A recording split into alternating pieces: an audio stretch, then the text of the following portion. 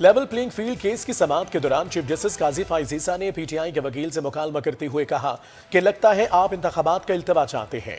Chief justice Pakistan काजी फाइज ईसा की सरबराही में 3 रुकनी bench ने पीटीआई की लेवल प्लेइंग फील्ड से मुतल्लिक केस की समाअत की। बेंच में जस्टिस मोहम्मद अली मजहर और जस्टिस मुसर्रत हिलाली भी शामिल थे। एडवोकेट जनरल पंजाब अदालत में पेश हो गए। दौरान समाअत चीफ जस्टिस काजी फाइज ईसा ने कहा कि इलेक्शन कमीशन ने तफसीली रिपोर्ट जमा करवाई है, इस रिपोर्ट में कोई खामियां हैं तो अदालत को बताएं। चीफ जस्टिस ने पीटीआई के वकील लतीफ खोसा से पूछा कि क्या आपने इलेक्शन कमीशन की रिपोर्ट पढ़ी। लतीफ खोसा ने कहा कि रिपोर्ट में इलेक्शन कमिश्नर पंजाब के तहफ्फुजात का कोई जिक्र नहीं है, जिस पर चीफ जस्टिस ने कहा कि खोसा साहब, आप यहां खड़े होकर इलेक्शन कमीशन की रिपोर्ट को मुस्तरद नहीं कर सकते। लतीफ खोसा ने चीफ जस्टिस को कहा कि मैं आपकी तवज्जो आप ही के ऑर्डर की तरफ दिलाना चाहता हूं, जिस पर चीफ जस्टिस ने कहा कि हमें अपने ऑर्डर का पता है, आप क्यों तवज्जो दिला रहे हैं। लतीफ खोसा ने कहा कि पीटीआई के किसी फ्रंट लाइन उम्मीदवार के कागजात नामजदगी मंजूर नहीं हुए। जस्टिस मोहम्मद अली मजहर ने कहा कि आप अपने जवाब में खुद कह रहे हैं कि ट्रिब्यूनल्स ने आपको रिलीफ दिया।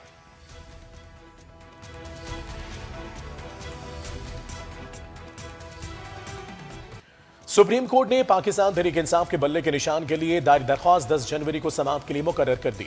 सुप्रीम कोर्ट में पीटीआई लेवल प्लेइंग फील्ड से मुतालिक दरख्वास्त की समाअत के दौरान पीटीआई रहनुमा हामिद खान को अदालत ने तलब किया, जिस पर वो रोस्टम पर आ गए। चीफ जस्टिस ने हामिद खान से पूछा कि क्या आपकी दरख्वास्त कल मुकर्रर कर दें। इस पर हामिद खान ने इस्तदा की कि आज ही समाअत के लिए मुकर्रर कर दें। चीफ जस्टिस काजी फाइज ईसा ने कहा कि आज 9 मेंबर बेंच भी है और एक खुसूसी बेंच भी है। हामिद खान ने कहा कि हमारी तरजीह आज है, नहीं तो फिर परसों लगा दें। चीफ जस्टिस ने पूछा कि आप फैसले के खिलाफ आए हैं या 184(3) की दरख्वास्त है। हामिद खान ने कहा कि पेशावर हाई कोर्ट के हुक्म के खिलाफ 185(3) में सुप्रीम कोर्ट आए हैं। चीफ जस्टिस ने कहा कि बस फिर मामला जजेस कमेटी के पास नहीं जाना तो परसों के लिए केस मुकर्रर कर देते हैं। बाद अज़ा अदालत ने बल्ले के निशान के केस को 10 जनवरी को समाअत के लिए मुकर्रर कर दिया।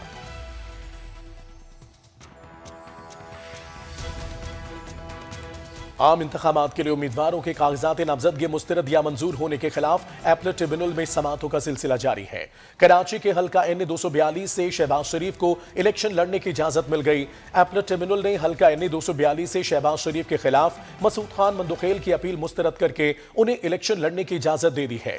दूसरी जानिब हल्का NA 129 से तहरीक इंसाफ के मियां अजहर के कागजात नामजदगी भी मंजूर हो गए। एपलेट ट्रिब्यूनल लाहौर के जज जस्टिस तारिक नदीम ने अपील पर समाअत करके रिटर्निंग अफसर का फैसला कलअदम करार देते हुए मियां अजहर की अपील मंजूर कर ली।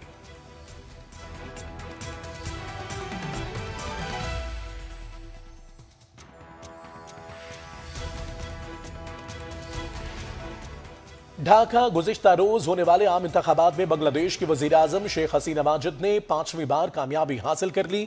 मीडिया रिपोर्ट्स के मुताबिक बांग्लादेश के इलेक्शन कमीशन के तर्जुमान का हवाला देते हुए बताया गया है कि शेख हसीना वाजिद की हुक्मरान जमात अवामी लीग ने इंतखाबात में कामयाबी हासिल कर ली है।